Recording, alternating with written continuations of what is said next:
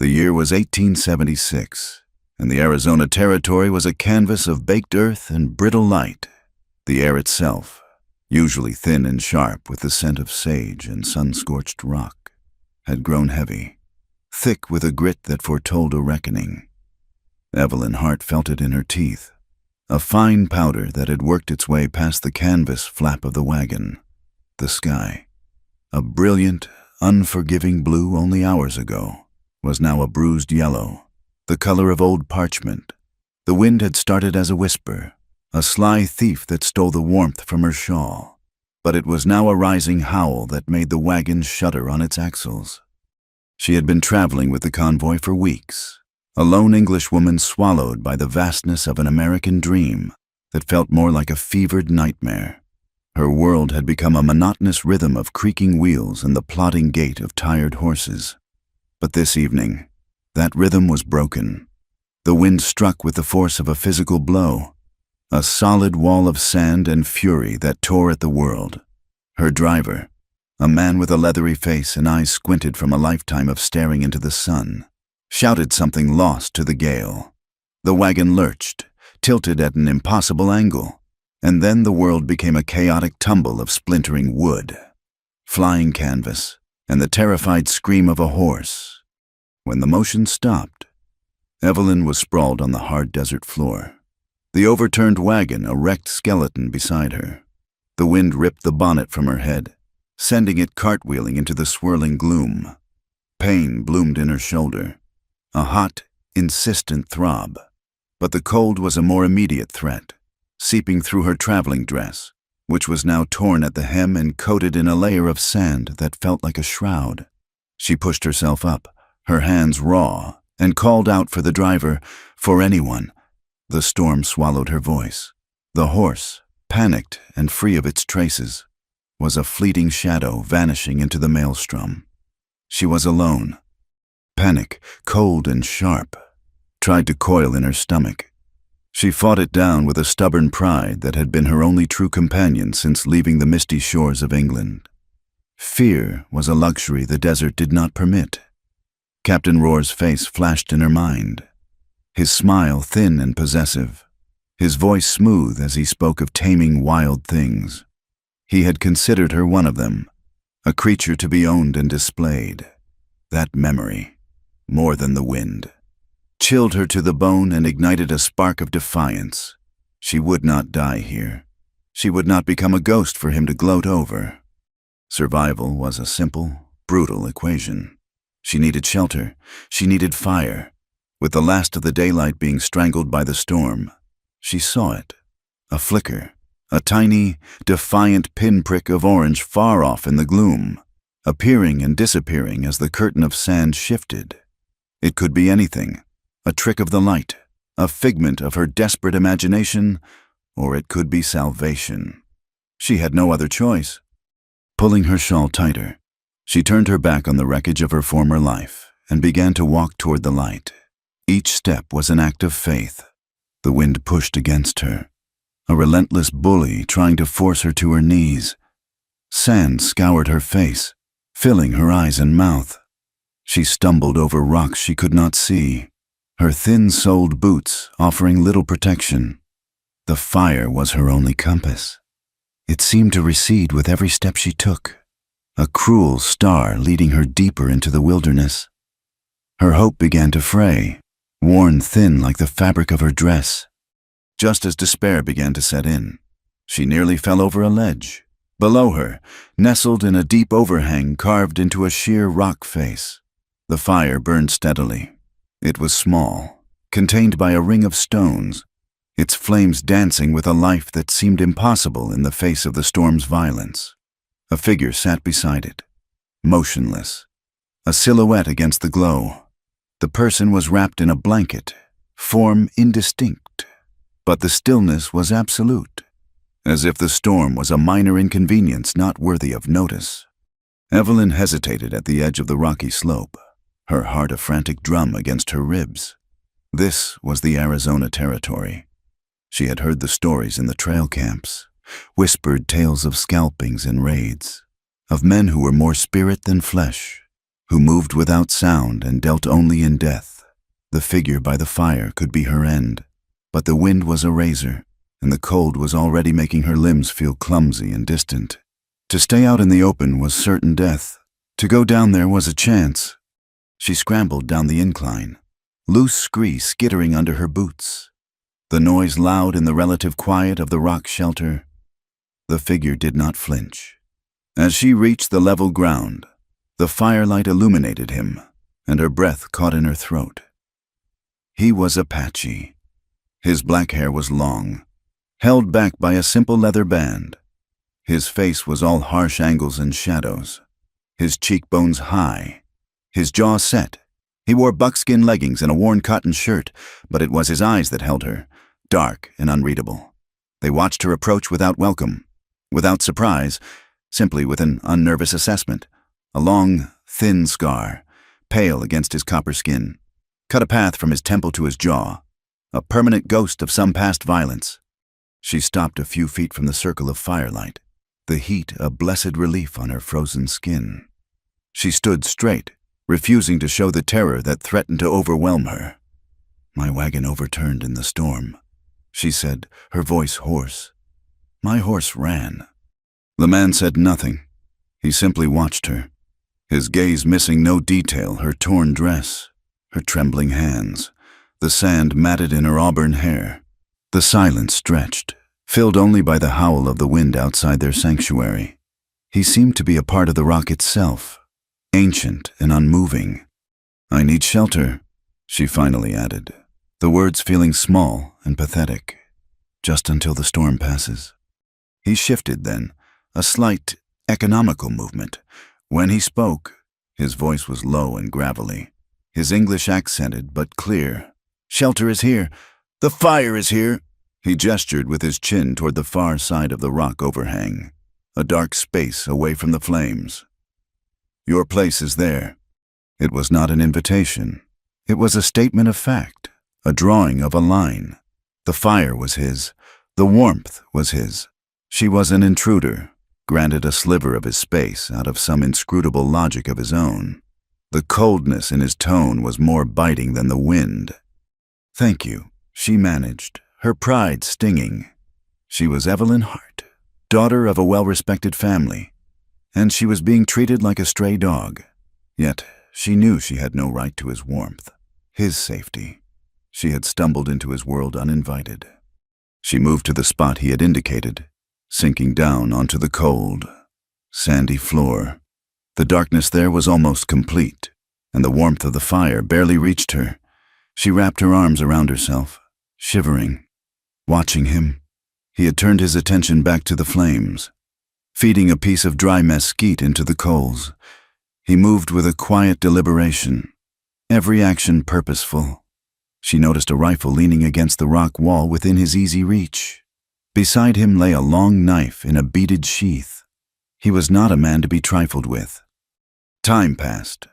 The storm raged, a wild animal clawing at the mouth of their cave. But inside the shelter, a tense peace held. Evelyn's fear slowly subsided, replaced by a profound exhaustion. The man remained a statue by the fire. He had not asked her name, nor offered his. He had not asked how she came to be there, nor what she would do when the sun rose. The present moment was all that mattered. Finally, unable to bear the rigid formality of their separation any longer, she spoke into the darkness. "What is your name?" He looked at her, his expression unchanged. For a long moment, she thought he would not answer. "Taza," he said, the name a short, hard sound. "I am Evelyn Hart." He gave a slight, almost imperceptible nod, as if filing the information away for reasons she could not guess. "The desert does not care about names. Evelyn Hart. It cares if you can find water. It cares if you can make fire. It cares if you are strong enough to see the next sunrise." His words were not meant to be cruel. They were simply true. It was a truth she had been learning every day on this harsh, beautiful land. Here, pedigrees and pleasantries were useless currency. "I will not be a burden," she said, her voice stronger now. "When the storm breaks, I will leave." Taza looked out toward the screaming wind, then back at her. A flicker of something unreadable passed through his dark eyes. "The desert does not spare the weak," he said, his voice flat. "A statement of law, not a threat. If you stay, you learn to live." His words hung in the air between them, a challenge and a promise. Stay. The word implied a possibility she had not considered. Where would she go? The wagon train was gone. The world she knew was gone. She was adrift. To stay here, with this silent, formidable man, was a terrifying prospect. But to leave, to walk back out into that sand-blasted wilderness alone, was suicide. The first rays of dawn were still hours away. The storm showed no signs of abating. In the small, protected space beneath the rock, two people from different worlds sat in silence, separated by culture, by history, by suspicion, but bound by the most fundamental human needs: warmth, water, and a place to hide from the wind. Evelyn watched the flames dance in the reflection of Taza's eyes. The fire was a boundary, a clear line drawn in the sand between his life and hers. But it was also a shared point of light in an overwhelming darkness, a fragile truce against the chaos that raged just beyond the mouth of the cave. For now, it was enough. The morning broke in silence. The storm had passed, leaving the world scoured and still, as if holding its breath. The air was cold and clean, smelling of wet sand and the sharp, resinous perfume of creosote bush. Evelyn woke to a landscape reborn, the soft light of dawn painting the red rocks in hues of rose and gold. Every muscle in her body ached with a deep, protesting soreness. She was stiff from the cold, and the place on her shoulder where she had hit the ground was a constant, throbbing reminder of the chaos of the night before. Across the shelter, Taza was already awake. He stood at the edge of the overhang, looking out at the new day not with relief, but with the keen, assessing gaze of a man reading a familiar page. He had a blanket draped over his shoulders, and in the pale morning light, the scar on his face was a stark white line against his skin. He seemed as much a part of the landscape as the ancient, weathered stones around them. He had survived the storm, but for him, it was clear that survival was not an event, but a continuous state of being. Her thirst was a physical presence, a dry, rasping thing in her throat. She looked around for a canteen, for any sign of water, but there was nothing. Taza seemed to sense her need. Without turning, he spoke. "Thirst is a warning. You listen to it now." He turned and started walking away from the shelter, his moccasins making no sound on the rocky ground. He did not look back to see if she was following. The choice, like everything else, was hers. Gritting her teeth against the pain in her shoulder, Evelyn pushed herself to her feet and followed him. He led her not to a river or a pool, but to a place where the towering rock face wept. Water, impossibly, seeped from a dark crack in the stone, trickling down a carpet of green moss to a small, shallow basin in the rock below. It was no more than a few cupfuls. A seep spring, he called it. He knelt, cupped his hands, and drank slowly. Then he looked at her. She knelt beside the tiny pool, her reflection a wavering, distorted stranger. She cupped her own hands, the water shockingly cold against her skin, and drank.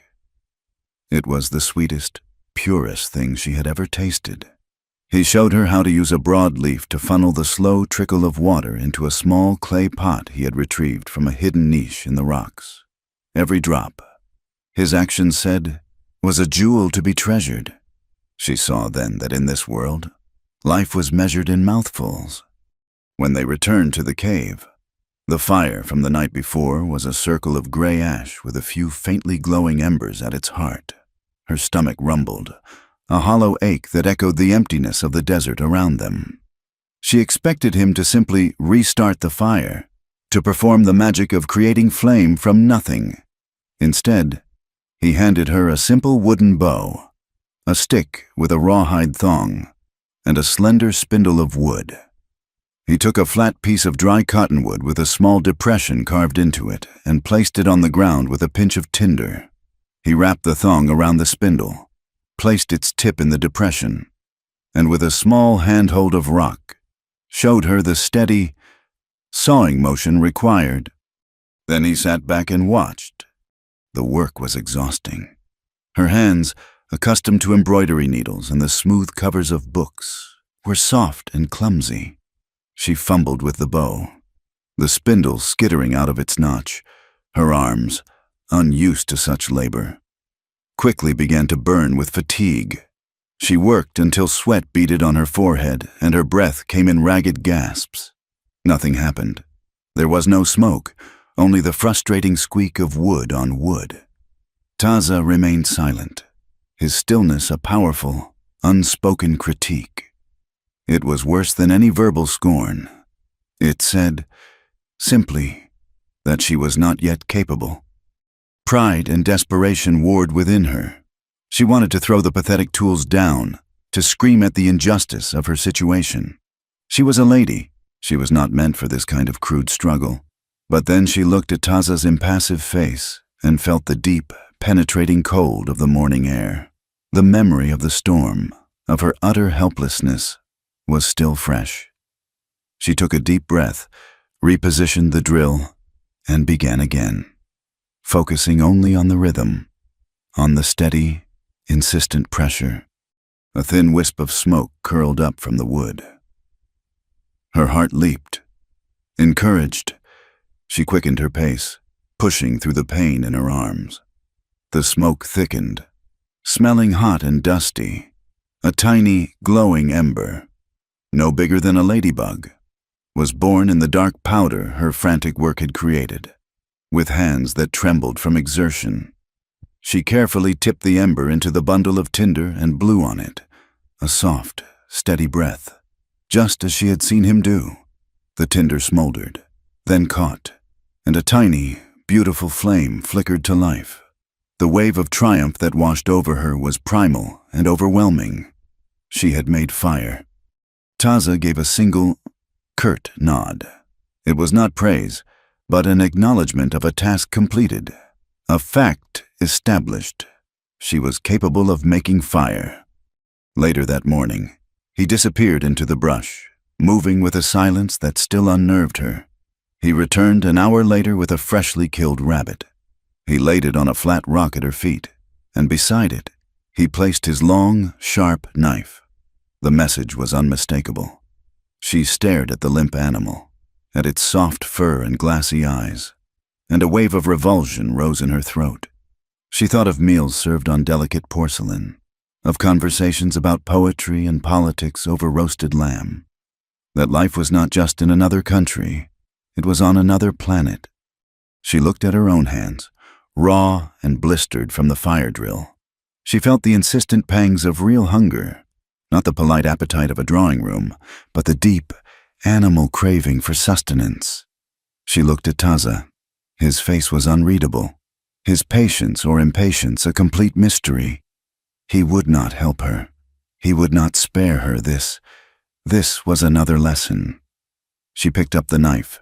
The handle was smooth and heavy in her hand. The task was messy and difficult. Her first cuts were hesitant and awkward. But necessity was a brutal and effective teacher. She worked with a grim determination, forcing herself to recall the anatomical drawings from her father's books. Taza watched, and only once did he intervene. He reached over, his hand briefly covering hers, to guide the blade in a clean, sure movement along a joint. "Waste nothing," he said, his voice a low murmur. "The desert gives no second chances." When it was done, they cooked the meat on sharpened sticks over the fire she had made. The taste of the roasted rabbit was rich and wild, the most satisfying meal of her life. As they ate in silence, a new understanding settled between them. It was not friendship. Not yet. It was a contract, written not in ink, but in the shared realities of their existence. "I will stay," she said, looking not at him but at her own hands, which seemed to belong to someone else. until I am strong enough to travel. Taza finished his piece of meat and wiped his hands on his leggings. When the desert says you are strong, he replied, his gaze fixed on the distant horizon, you will travel. The days that followed fell into a new rhythm, a life stripped down to its essential components: water, fire, food, shelter. Taza became her reluctant teacher. He taught her which plants could be eaten and which would kill, how to read the subtle story of tracks in the sand, the silent language of a bent twig or an overturned stone. He showed her how to move through the landscape not as an intruder, but as a small part of its vast, intricate web. One afternoon, they stood on a high mesa overlooking the valley. The sun was a furnace in a cloudless sky. As Evelyn scanned the horizon, a flash of light, a brilliant, metallic glint, caught her eye from miles away. It was sharp and unnatural in the organic landscape. Look, she said, pointing. It shines like the sun on a looking glass, or like the buttons on a soldier's uniform. The words, spoken innocently, landed with the force of a physical blow. Taza went absolutely still. The air around him seemed to grow colder. His body, usually relaxed and fluid, became rigid, coiled like a snake. His hand moved to the hilt of his knife in a motion so fast it was almost a blur. The quiet man she was beginning to know vanished, replaced by a warrior carved from stone and fury. "Fire," he said, and the word was not spoken but ripped from somewhere deep inside him.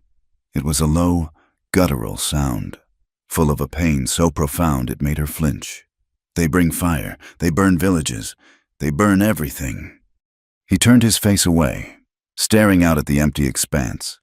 But his eyes were seeing another time, another place. She could almost feel the heat of it, the ghost of smoke and the echo of screams. In that moment, she understood that the scar on his face was the least of his wounds. The deepest ones were invisible, and they were still burning. She was speechless. The polite, sanitized reports she had read in London newspapers about the Indian Wars, the detached campfire gossip she had overheard, all of it dissolved into this one man's raw and immediate pain. 100 useless phrases of sympathy died on her lips. What could she possibly say? Sorry was a meaningless word. She simply stood beside him, her silence a form of witness. She did not touch him or speak. She just shared the space, acknowledging a grief too vast for words. After a long time, the rigidity left his shoulders. He took a slow, deep breath, and the mask of stoicism slid back into place. He did not speak of it again, and she did not ask. But the wall between them had been breached. He had allowed her a glimpse into the furnace of his past, and she had not looked away. Her education continued. Her skin turned brown from the sun, and her hands grew calloused and capable. The elegant English lady was being burned away, leaving behind a woman she barely recognized, a woman who knew the taste of thirst and the triumph of a self-made fire. Taza's silence became less a barrier and more a shared language. They could sit for an hour by the fire without speaking, yet feel no awkwardness. He began to speak to her more often, not of personal matters, but of the world around them, the habits of the coyote, the signs that foretold rain. One evening, he sat sharpening his knife on a whetstone, the rhythmic shing, shing, shing of steel on stone, a soothing, constant sound in the vast quiet of the desert night. Evelyn watched the sparks fly, her gaze falling on the V-shaped notch carved into the handle, worn smooth by years of use. She realized that the respect growing between them was like the edge of that blade. It was not given freely. It was being honed slowly, deliberately, through the abrasive friction of shared hardship and the steady application of mutual effort. It was a respect born not of promises, but of competence and responsibility. The gray ash from the fire settled around them, a soft blanket over the embers, a quiet testament to the memories that had not yet cooled and the fragile warmth they were beginning to build together. The quiet rhythm of their days was a fragile thing, a delicate balance of work and silence that Evelyn had come to cherish. Life was hard, but it was simple. Its demands were immediate and honest. Thirst was answered with water from the seep spring. Hunger was met with meat from a snare. The cold of night was pushed back by a fire she could now build with her own hands. In this stripped-down world, she was discovering a strength she never knew she possessed. The fear was still there, a low hum beneath the surface, but it was no longer her master. One morning, Taza led her higher into the rocky mesas than they had ever gone before. The air was thinner, and the view was a breathtaking panorama of ochre, crimson, and burnt sienna. He was teaching her to read the sky, to understand the language of the clouds and the flight of birds. He paused, stooping to pick something from the base of a stunted juniper tree. It was a single, perfect hawk feather, its edges sharp and its markings a clear, bold pattern of brown and white. He held it out to her on his open palm. "The hawk sees everything," he said, his voice quiet but resonant in the vast stillness. "From above, there are no secrets. The trail of a snake, the hiding place of a rabbit. You learn to see like the hawk. You learn to survive." She took the feather, its texture surprisingly soft, and tucked it into the leather cord that now served as her belt. As she looked up to thank him, she saw that he was no longer looking at her. His gaze was fixed on the ground a few paces ahead, and the ease in his posture had vanished, replaced by a coiled stillness that was more alarming than any outward show of aggression. He moved forward, dropping into a low crouch, his fingers tracing patterns in the dust that were invisible to her. "What is it?" she asked, her voice hushed. He did not answer immediately. He rose and walked a little farther, his eyes scanning the terrain, his body a study in focused intensity. He was reading a story she could not comprehend, a narrative of disturbance and intrusion. Finally, he stopped and looked back at her. "Horses," he said. The word was a flat stone dropped into a quiet pool. A dozen, maybe more. Shod horses. They ride in a line. They are not prospectors. A cold finger of apprehension traced its way down her spine. The fragile peace of their sanctuary felt as if it were about to shatter. Taza walked to the edge of the mesa, his silhouette stark against the bright morning sky. He stared out at the distant valley floor, a long, unwavering gaze. Evelyn came to stand beside him, her eyes following his. At first, she saw nothing but the shimmering heat haze rising from the desert. Then she saw it. Far to the south, a faint, wispy smudge against the horizon. It was not the whimsical dust of a whirlwind, but the deliberate, methodical dust of men on the move, men on shod horses. "Soldiers," she breathed, the word tasting of ash. The glint of light on uniform buttons she had seen weeks ago flashed in her memory. "Not soldiers of the government," Taza corrected her, his voice grim. "Their tracks are too careless. They ride for money. There is one man who leads patrols like this for a price, a man who hunts Apache for sport and for bounty. They call him Captain Roar." The name was a key turning a lock in some cold, dark room inside her. The sun-baked earth beneath her feet seemed to fall away, the vast landscape tilting and spinning. Captain Roar, here, in this impossible, remote wilderness. It could not be. It was a collision of two worlds that should never have touched, the ghost of her past rising from the dust of her present. Her face, tanned and healthy from her weeks in the desert, had gone pale beneath the bronze. Her breath came in short, shallow bursts. Taza turned his head, his dark eyes narrowing, missing nothing of her sudden, raw terror. "This name has meaning for you." It was not a question. It was a statement of fact, deduced from the stark evidence of her reaction. She could only nod, her throat too tight for words. The hawk feather tucked in her belt felt like a cruel irony. There were no secrets. Her past had found her. They made their way back to the shelter in a tense silence. The sun felt hotter now, more hostile. The familiar rocks and plants seemed to offer no comfort, no camouflage. Every shadow looked like a threat when they were back in the relative safety of the overhang. Taza built up the fire, his movements as deliberate and precise as always. But Evelyn could feel a new urgency in his actions. He was preparing. He let her sit, to gather the shredded remnants of her composure. He did not press her, did not pry. He simply waited, his patience a silent invitation to speak. Finally, she found her voice. "He is the reason I am here," she said, her words barely a whisper. She stared into the dancing flames, the fire a comforting barrier against the coldness of her memories. In England, my father was a man of some importance. Captain Rohr was an associate of his, an American, full of ambition and stories of the frontier. He wanted to marry me.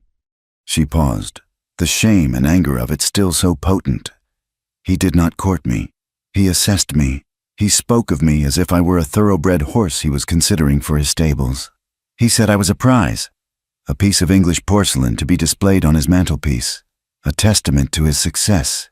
He wanted to own me, not love me.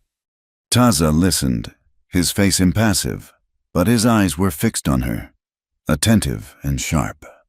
I refused him, she continued, her voice gaining a bit of its strength back. I told him I would rather die a spinster than be his wife. I thought that would be the end of it. But men like Captain Rohr do not accept refusal. They see it as a challenge, an obstacle to be overcome by force or by cunning. She took a shaky breath, the hardest part of the story still to be told. When he knew he could not win my consent, he decided to take it, my father's signature. He was a master of imitation. He copied it. He created a document, a marriage contract, that claimed I was promised to him.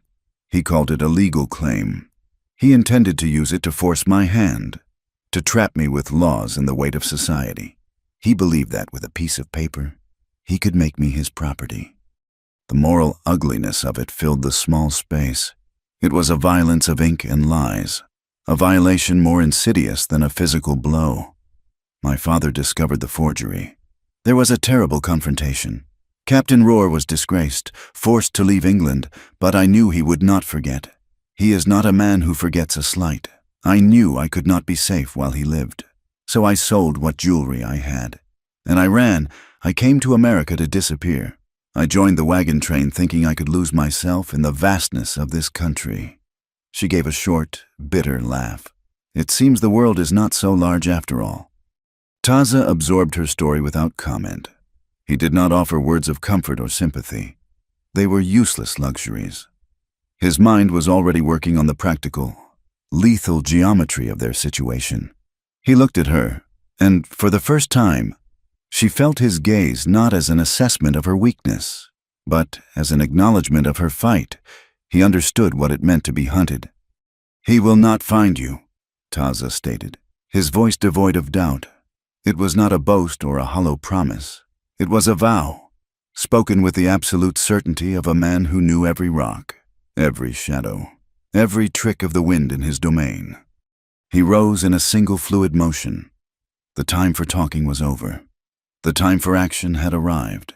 He went to the fire and, with a thick piece of hide, smothered the flames until only a bed of smokeless, glowing coals remained. Then he scattered the ashes, making the spot look like an old, abandoned camp. He kicked sand over the place where she had knelt by the seep spring, erasing the signs of their presence. He gestured for her to follow him. "We move to higher ground, where the rock holds no tracks." She understood immediately. This was not a retreat, it was a tactical maneuver. He was a master of this environment, and he was using its harshness as a weapon. She found a broad, leafy branch from a scrub oak and, as they walked, she swept the ground behind them, erasing the faint impressions of her own boots, a clumsy but earnest imitation of the skills he had taught her. They moved with a new synchronicity, a shared purpose that needed no words. He would point to a rock face, and she would understand that she was to climb, to leave no trace in the soft sand below. He would pause, listening, and she would freeze, her ears straining to catch the sounds he could hear. They were no longer teacher and student, rescuer and survivor. They were two people with a single purpose, moving as one against a common enemy. They found a new hiding place. A narrow crevice high up on a cliffside, barely wide enough for them to sit side by side. From this vantage point, they could see the trail below without being seen. The dust cloud was closer now, a churning pillar of brown against the blue sky. The enemy was coming. Evelyn's heart hammered against her ribs, but as she looked at Taza, at the calm, focused readiness in his posture, a measure of his strength flowed into her. She was no longer a lost English girl. She was a woman who had learned to make fire in the desert, and she would not be taken. She would not be anyone's property. She belonged only to herself, and for the first time, she felt she was not entirely alone in that fight. From their perch in the high crevice, the world below was a silent, sun-bleached map. The dust cloud resolved itself into individual riders, a dozen men moving with the loose, slouching posture of hired guns, not the crisp discipline of a cavalry unit. At their head rode a man whose bearing was different, even from a distance. He sat his horse with an arrogant straightness, a ramrod posture of command. Evelyn did not need to see his face. She felt his presence like a change in the air pressure, a coming storm. Her hand went to the hawk feather at her belt, its softness a stark contrast to the knot of ice in her stomach. Beside her, Taza was a study in absolute economy of motion. He had not taken his eyes off the riders since they first appeared. He watched their progress, his mind a silent calculator of wind, distance, and intent. He saw the way they fanned out, the way the leader gestured toward the area where their first camp had been. They were not just passing through, they were hunting. The leader dismounted, a small figure in the vastness below, and knelt to the ground. He seemed to be sifting the sand, reading the ashes that Taza had so carefully scattered. Evelyn held her breath. It seemed impossible that any trace could remain, but Captain Rohr was a man driven by a singular, obsessive will. His focus was a magnifying glass that could find heat in the coldest of embers. She saw him rise, turn, and point directly toward the mesas, his gesture cutting through the air with the certainty of a drawn sword. They had been found. There was no panic in Taza. He simply touched her arm, a light pressure that conveyed everything. It is time. He moved from the crevice with the fluid silence of a shadow, his rifle held easily in one hand. They did not retreat down the way they had come, but moved laterally along the cliff face, using a series of handholds and narrow ledges that Evelyn would have thought impassable only a week ago. Her body, hardened by her desert education, responded without hesitation. They descended into a labyrinth of narrow canyons, the rock walls rising up on either side, blotting out the sky. The air grew cooler, and sound became a strange, living thing, every scuff of a boot or dislodged pebble echoing and multiplying. This, she realized, was Taza's chosen ground. He was not running from Rohr, he was luring him into a trap. They heard the men entering the canyon system behind them, the clatter of shod hooves on stone and the rough sound of their voices bouncing off the high walls. The sound was confusing, coming from everywhere at once. Taza pressed them into a narrow side passage, a mere crack in the rock, and waited. The first two riders came into view, their faces beaded with sweat, their eyes scanning the empty canyon with a nervous uncertainty. A rock, the size of a man's fist, detached itself from the cliff high above them and crashed to the canyon floor. The men's horses shied, whinnying in alarm. The riders cursed, their eyes drawn upward. In that moment of distraction, Taza moved. He was not a man anymore, but a blur of brown buckskin against brown rock. He incapacitated the two men with a speed that was both terrifying and beautiful, using the butt of his rifle in short, precise movements. It was over before they could even cry out. He took their rifles and ammunition belts, then melted back into the shadows. He is not a killer, she thought with a strange sense of clarity. He fought with a fierce, controlled efficiency, his goal to neutralize the threat, not to annihilate it. The sounds of the other riders grew louder. Roar's voice cut through the air, sharp with impatience. "Spread out," he commanded. "Find them. He is only one man. He cannot hide forever." Taza led Evelyn deeper into the maze. He would pause, listen to the distorted echoes, then change direction. He was playing a lethal game of hide-and-seek, using the canyon's acoustics as his ally. A shot rang out, the crack deafening in the enclosed space, followed by the whine of a ricochet. One of the men had seen a shadow, a flicker of movement, and fired blindly. They rounded a sharp bend and found themselves in a small, circular clearing, a natural amphitheater of stone. It was a dead end, or so it seemed. Taza pointed to a fissure high up on the opposite wall, a dark line that promised a way out before they could move toward it. Roar and 3 of his men appeared at the entrance to the clearing, blocking their escape. Captain Roar smiled. It was the same thin, predatory smile she remembered from the drawing rooms of London, a smile that never reached his cold, pale eyes. He looked her over, his gaze lingering on her sun-darkened skin and her simple leather belt. On the torn hem of her dress, he saw not a survivor, but a sullied prize. "So," he said, his voice dripping with a proprietary amusement, "the porcelain doll has been playing in the dirt. Did you truly think you could escape me? Evelyn, I have a legal document that says you belong to me." "I belong to myself," she said, her voice clear and steady, refusing to be intimidated. "Your piece of paper is a lie, and you are a coward." Roar's smile tightened, the amusement replaced by a flash of fury. He raised his pistol. "A savage!" he spat, looking at Taza. "You would choose this life, this filth, over civilization. I am here to rescue you from your own foolishness." Before he could say another word, Taza fired one of the captured rifles. He did not aim at Roar, but at a rock face high above him. The bullet struck with a sharp crack, sending a shower of stone fragments raining down near Roar's men. They flinched back, startled and confused. In that instant, Taza shoved Evelyn toward the fissure in the wall. "Go," he commanded. "Climb." He provided cover fire, his shots precise and deliberate. He was not trying to hit the men, but to pin them down, to kick up dust and create chaos. The canyon erupted in a deafening roar of gunfire, the sound waves crashing against each other. Evelyn scrambled up the rock face, her fingers finding holds, her boots scraping for purchase. She heard a cry of pain from below. She risked a glance down. One of Roar's men was clutching his leg. Roar himself was pressed against the canyon wall, his face a mask of rage. He saw his prize escaping. He raised his pistol, taking careful aim not at Taza, but at her. Taza saw it.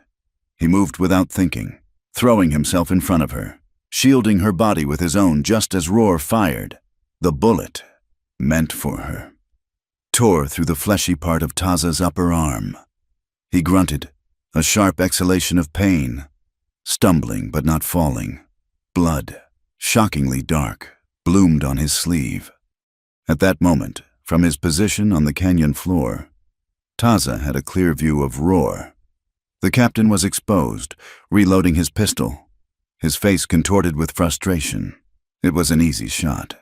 Taza brought his rifle up, the sight aligning perfectly with Roar's chest.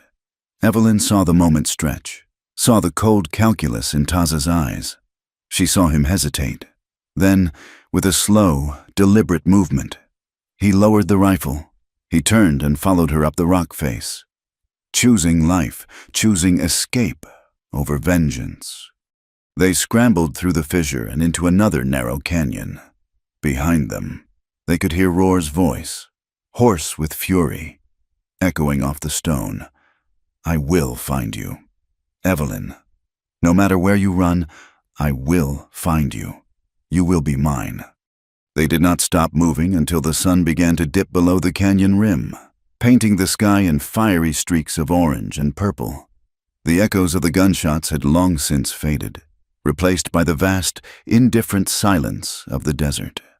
They found a small, hidden alcove, a space barely large enough for them both, shielded from view by a thick growth of desert willow. Only then did Taza slump against the rock wall, his face pale and beaded with sweat beneath his tan.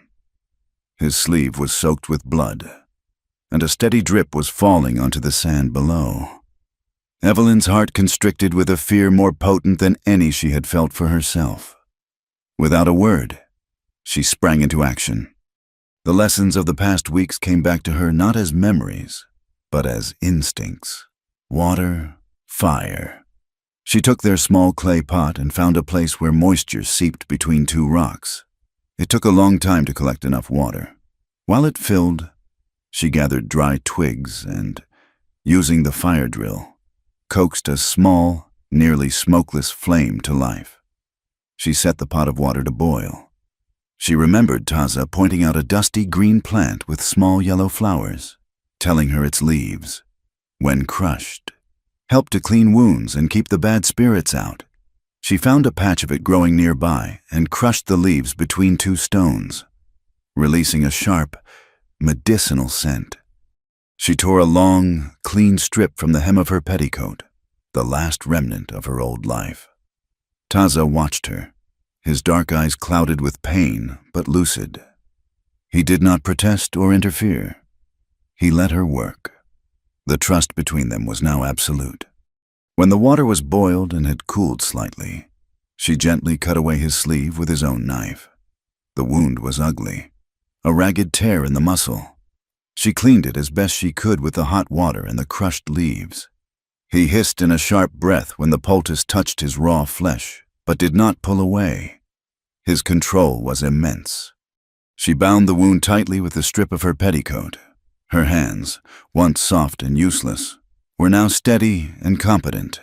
As she tied the final knot, she looked at the makeshift bandage, the pristine white linen already stained with a spreading patch of crimson. Beneath it, she could see the flesh beginning to swell and darken. It was the physical mark of his sacrifice, the brutal price of her freedom. He had taken a bullet for her. The thought was a staggering weight, a debt of honor she knew she could never truly repay.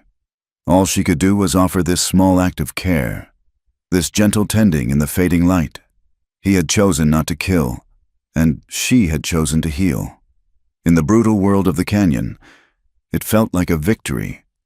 The days that followed the gunfight in the canyon were a blur of careful movement and constant vigilance. Taza's wound, though not deep, was a persistent, nagging reality. Evelyn changed the dressing twice a day, her initial revulsion replaced by a clinical focus. She saw the angry red of the flesh, the dark bruising that spread across his shoulder, and felt a cold anger toward the man who had inflicted it. The injury had slowed them down, forced them to take fewer risks, to live on less. Their supply of salt was gone, their ammunition was dangerously low, and the linen from her petticoat was nearly used up. Necessity, once again, was forcing their hand. "We need supplies," she said one evening, as she watched him favor his injured arm. It was a simple statement of fact, but it hung in the air, heavy with unspoken risk. Taza nodded, his gaze fixed on the distant, hazy outline of a mountain range. "There is a town," he said, "a day's walk, full of miners and gamblers. A loud place, a dangerous place." He looked at her, his eyes searching her face. "For you, for me." "We have no choice," she replied, her voice steady. "Your arm will not heal properly without clean bandages, and we cannot survive without ammunition." They planned their approach with the care of generals mapping a battlefield. They would travel by night and hide by day, arriving at the outskirts of the town known as Tombstone just before dawn. Taza would not enter. His face, his presence, was too conspicuous. He would wait in a cluster of rocks overlooking the dusty main street, his rifle ready. Evelyn would go in alone. She would trade the few silver coins she had managed to save from the wagon wreck for the things they needed. She altered her appearance as best she could. She braided her hair tightly and tucked it under a wide-brimmed, dusty hat she had salvaged. She rubbed dirt on her cheeks to hide the paleness of her skin, and pulled a rough wool blanket over her shoulders to conceal the tattered remains of her dress. She looked less like an English lady and more like a weary prospector's wife, a woman worn down by the sun and the hardscrabble life of the territory. As she walked into Tombstone, the sudden cacophony of civilization was a physical assault. After weeks of the desert's profound silence, the noise was overwhelming, the clang of a blacksmith's hammer, the tinny music of a piano drifting from a saloon, the rumble of wagon wheels, the shouts of men, the braying of a mule. The air was thick with the smells of horse manure, stale beer, frying bacon, and unwashed bodies. It was a raw, vibrant, and hostile world. She kept her head down, her eyes on the dusty ground, and made her way to the Mercantile, a long wooden building with a false front and a cluttered porch. Inside, the air was cooler and smelled of coffee beans, leather, and licorice. Shelves overflowed with goods, bolts of calico, sacks of flour, barrels of nails, and boxes of patent medicines promising to cure all ills. A few grim-faced men stood around a pot-bellied stove, their conversation low and guttural. Evelyn moved to the counter, her heart pounding a nervous rhythm against her ribs. She recited her list to the storekeeper, a balding man with a stained apron and weary eyes, salt, a box of cartridges for a Winchester rifle, a bottle of carbolic acid, and as much clean linen bandage as she could afford. The storekeeper gathered the items without a word, his movements slow and methodical. While she waited, her eyes scanned the counter. Beside a jar of pickled eggs sat a stack of freshly printed newspapers. It was a thin, smudged sheet called the Tombstone Epitaph. Her gaze drifted over the headlines about mining claims and local politics, and then she saw it. It was not on the front page, but in a prominent box set off by a crude drawing of a feathered headdress and a woman's silhouette. The headline was printed in thick, sensational letters, designed to snag the eye and inflame the imagination. The Apache ordered a graceful bride, the fierce virgin who came awakened his hidden passions. The air left her lungs in a silent rush. The noisy store faded into a distant hum. The words seemed to lift off the page and burn themselves into her mind. It was her. It was Taza. Their story, their brutal, desperate fight for survival, had been twisted into this grotesque, vulgar fantasy. She felt a profound and sickening sense of violation, as if Roar had reached across the miles and stripped her bare for the amusement of these strangers. Her hand trembled as she picked up a copy. The article beneath the headline was a masterpiece of innuendo and outright lies, a story clearly spun by Roar and sent out over the telegraph wires. It painted her as a mail-order bride from England, a foolish woman who had arranged to marry an Apache chief, only to be horrified by his savage ways. It described Taza as a brutal captor who had taken her against her will. It hinted at dark, unspeakable rituals in the wilderness. It was a story designed to appeal to every prejudice, every fear, every dark curiosity of the frontier mind. Roar had not just pursued her with guns. He was now hunting her with words, poisoning the very air she breathed. She felt the storekeeper's eyes on her. His weary indifference was gone, replaced by a new, calculating curiosity. He looked from her face to the newspaper and back again. A slow, unpleasant smile touched his lips. One of the men by the stove nudged his companion, his thumb jerking in her direction. Whispers slithered through the room like snakes. Suddenly, she was not just a customer. She was the woman from the newspaper, the fierce virgin, the Apache's bride. She could feel their eyes on her, stripping away her dusty disguise, imagining her in the arms of a savage. The shame was a physical heat that flushed her cheeks. The injustice of it was a bitter gall in her throat. She fumbled for her coins, her fingers clumsy and numb. She paid for her goods, her gaze fixed on the wooden counter. She could not meet their leering eyes. She bundled her purchases into a sack and turned to leave, the weight of their stares a physical pressure on her back. She hurried out into the blinding sunlight, her one thought to get back to Taza, to the clean, honest silence of the desert. But the story had escaped the confines of the mercantile. It was everywhere. Two women standing outside the dress shop stopped talking as she passed, their eyes following her with a mixture of pity and contempt. A group of miners in front of a saloon fell silent, their crude jokes dying on their lips as they turned to stare. The headline had given them a name for her, a definition. It had made her a public spectacle. She found Taza where he had said he would be, a motionless figure in the shadows of a rock pile. He saw the look on her face before she was even close enough to speak. He rose to meet her, his hand moving instinctively toward his knife. "What happened?" he asked, his voice low and urgent. She could not speak. She simply handed him the newspaper. He took it, his brow furrowed in confusion. He could not read the English words, but he understood the crude drawings. He understood the placement of the headline. He looked at her, at the raw pain and humiliation in her eyes, and his own face hardened into a mask of cold, controlled fury. She told him what it said, her voice shaking with a rage that was beginning to eclipse her shame. "He is telling the world I am a woman for sale, and you are the savage who bought me. He is turning our fight for freedom into a cheap, dirty story for their amusement." Taza folded the newspaper with a slow, deliberate movement. He understood this kind of warfare. He had seen it before. The white man's words were often more deadly than his bullets. They could turn a whole town into an enemy, could put a price on a man's head without ever firing a shot. "It is his weapon," Taza said, his voice quiet but lethal. "He uses lies to make himself strong."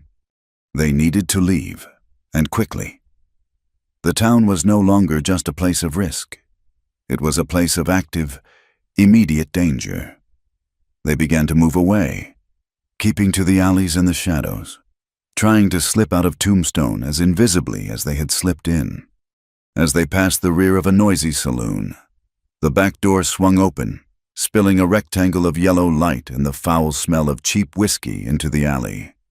A man staggered out, a big bearded man with a gun belt slung low on his hips. His eyes were bleary with drink, but they sharpened with a hunter's recognition as they fell on Taza. He had clearly heard the description that Roar's men had been spreading. "Well, look what we have here," the man slurred, his hand dropping to the butt of his pistol. "The redskin who steals white women. There is a bounty on your head, Apache." Taza pushed Evelyn behind him, his body shielding hers. "We want no trouble," he said, his voice flat and even. The bounty hunter laughed, a wet, ugly sound. Too late for that. He drew his pistol, its barrel wavering in his unsteady hand. He was not aiming to kill. Not yet. He was playing to the audience he knew was just inside the saloon doors. He fired a shot into the ground at Taza's feet, the explosion unnaturally loud in the narrow alley. The shot was an alarm bell. Men poured out of the saloon, their faces a mixture of drunken curiosity and mob excitement. "It is him!" Someone shouted. "Get him!" Taza did not wait. He grabbed Evelyn's arm and pulled her deeper into the maze of back alleys. They ran, the sounds of shouting and pursuit echoing behind them. They turned the corner and found their way blocked by a high adobe wall. They were trapped. Then, a small wooden door in the wall creaked open. A woman stood in the opening, her face framed by a black rebozo. She was older, her face a web of fine lines, her dark eyes filled not with fear or excitement, but with a deep, weary wisdom. She gestured them inside with a quick, urgent movement of her head. They stumbled into a small, clean courtyard that smelled of chili and wood smoke. The woman pressed the door shut, plunging the alley back into darkness. She put a finger to her lips, then led them through the courtyard and into a small, lamp-lit room. It was the kitchen of a boarding house. She looked from Evelyn's terrified face to Taza's bleeding arm. She did not ask questions. She had seen the newspaper. She had heard the vicious gossip. But her eyes held a profound skepticism, a refusal to believe the easy, ugly story. Without a word, she took a loaf of freshly baked bread from a stone oven, wrapped it in a clean cloth, and pushed it into Evelyn's hands. She filled a canteen with fresh, cool water and gave it to Taza. Then she led them to another door at the back of the kitchen. "This path," she whispered in accented English, her voice soft but clear. "It leads to the wash. No one will see you. Go with God." Evelyn stared at her, overwhelmed by this unexpected act of grace. Why she breathed. "Why are you helping us?" The woman's dark eyes met hers, and in them, Evelyn saw a shared understanding of what it was to be an outsider, to be defined and dismissed by a hostile world. "I do not believe everything I read in the papers," the woman said simply, "and I know the look of a hunted man. Now go, quickly." They slipped out the back door and into the darkness. They were free, but as they made their way back into the wilderness, Evelyn clutched the warm loaf of bread to her chest, a talisman against the coldness of the world. Roar had branded her, had tried to chain her with his lies, but in the heart of that hostile town, a quiet stranger had offered them a moment of kindness, a small, defiant act of truth. It was not enough to win the war, but it was enough to keep them fighting. She looked out at the dark silhouette of the mountains, a new, hard resolve settling in her heart. Captain Roar had told his story. Now, somehow, she would have to find a way to tell hers. The bread from the woman in Tombstone was gone in 2 days, but the warmth of her kindness lingered, a small coal of hope in the cold reality of their flight. The newspaper article had changed everything. It was a poison that had seeped into the ground, turning a vast, indifferent wilderness into a landscape of potential enemies. Every distant rider, every plume of dust, was now a source of sharp, immediate anxiety. They traveled with a new kind of caution, a weariness that went deeper than tired muscles. It was the weariness of the unjustly accused, the exhaustion of carrying a story that was not their own. Taza's wound was healing, the clean desert air and Evelyn's diligent care keeping the worst of the infection at bay. But the injury, coupled with the psychological weight of the bounty on his head, had taken a toll. He was quieter than ever, his silence now tinged with a somber, brooding quality. Evelyn watched him, her heart aching with a helplessness she despised. She had brought this new, specific danger to him. Roar was her demon, and his shadow now fell fully across Taza's life. After several days of moving steadily northward, away from the mining camps and the telegraph lines, Taza led her into a region of the territory she had never seen before. The landscape began to change, the harsh, flat plains giving way to towering mesas of deep, stratified red. The rock formations were monumental, carved by wind and water into cathedrals of stone. He led her not into a narrow, defensible canyon, but toward a wide, sweeping amphitheater of cliffs that seemed to embrace a hidden valley. The entrance was a gateway between 2 massive pillars of rock that stood like ancient sentinels. As they passed between them, the air changed. It grew still and resonant, as if the canyon itself held its breath. The silence here was different from the silence of the open desert. It was a living, breathing quiet, full of a deep, abiding peace. A thin stream, fed by a hidden spring, trickled through the center of the valley, its banks lined with cottonwoods whose leaves shimmered a brilliant green against the red stone. "My father brought me here when I was a boy," Taza said, his voice softer than she had ever heard it. "He said this is a place where the spirits listen, a place to speak the truth." They made camp in a shallow cave carved into the base of the towering cliff face. The rock was smooth to the touch, and etched upon its surface were figures and symbols, faint with age. There were drawings of deer and antelope, of men with bows, of spirals that represented the sun and the journey of life. They were the stories of his people, carved into the permanent memory of the stone. That night, the sky was a black velvet cloth strewn with a fortune in diamonds. The Milky Way was a luminous river flowing from one end of the canyon to the other. They sat by a small, bright fire. The day's work done. The shared meal of roasted quail finished. The tension of the past week seemed to melt away in the profound tranquility of the canyon.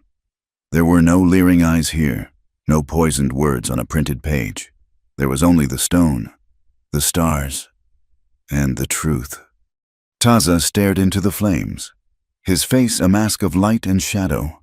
The firelight danced in his dark eyes, but he was seeing other fires, other nights. When he finally spoke, his voice was a low, rough thing, raw with memories he had kept locked away for years. "The soldiers came at night," he began, his gaze never leaving the fire. It was the moon of the falling leaves. "We were celebrating the hunt. There was singing. My sister, she had just learned a new song." He paused, the memory a physical thing he had to push past. "I was young, not yet a man, but old enough to see. I was on the ridge, watching the horses, when I saw the first light. It was not a star, it was a torch." Evelyn sat perfectly still, her hands clasped in her lap. She knew this was a sacred space, a confession that required not words, but a silent, unwavering witness. They came from all sides. They carried the fire on long poles. They touched the fire to our wickiups, which were dry from the summer. The flames, they grew so fast. They ate our homes. The sound, it was like a great beast screaming. That, and the sound of the guns. He fell silent for a long time. The only sound, the crackle of the mesquite wood in the fire and the distant, lonely cry of a coyote. "I saw my father run from our lodge, his rifle in his hand. He was a great warrior. He fought. He fell. I saw my mother. She tried to run toward the stream, carrying my baby brother, a soldier on a horse." His voice broke, and he stopped, his jaw tight, his knuckles white where he gripped his knee. He did not need to finish the sentence. The image burned in the space between them, a horror beyond words. I did not move, he whispered, and the self-loathing in his voice was a knife twisting. I hid in the rocks. I watched them burn my world. I listened to the screams of my people. I smelled the smoke, and I did nothing. When the sun came up, there was only silence, and ash. Everything was ash. He looked up from the fire then, and his eyes met hers. The stoic mask was gone, and for the first time she saw the full, unshielded depth of his pain. "I am the only one who lived," he said, his voice thick with a guilt that had poisoned his life. "Sometimes I think I am a ghost, the one who was left behind to walk alone. The living are cursed by the memory of the dead." The air was thick with his grief. Evelyn felt a profound urge to reach out, to touch him, but she restrained herself. Pity was an insult to the magnitude of his loss. Instead, she offered him the only thing she had of equal value, her own brokenness. "I know what it is to feel like a ghost," she said softly, her voice steady despite the tremor in her heart. "To be alive, but to have the most important part of you declared dead." He looked at her, his dark eyes questioning. "I told you that Captain Rohr wanted to own me," she began.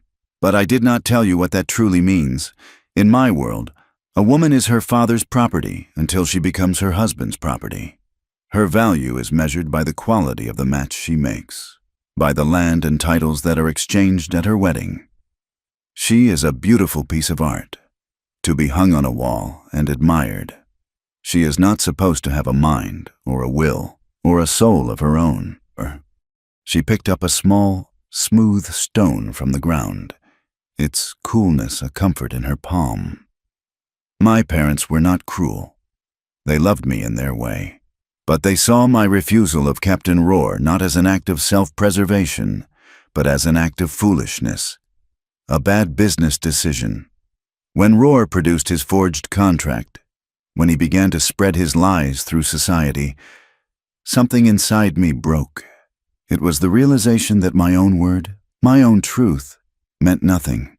A piece of paper with a man's name on it was more powerful than my own voice. I was no longer a person. I was a dispute, a scandal." She looked across the fire at Taza, at his scarred, handsome face. and she spoke a truth she had barely admitted to herself. That is why I ran. I was not just running from Roar, I was running from a world that had tried to erase me. A world that told me I did not have the right to my own life. They burned my spirit, Taza, not with torches and guns, but with whispers and signatures, with laws and expectations. They left me feeling like ash, too. Their stories, born of such different worlds, resonated with the same terrible central chord of loss and violation.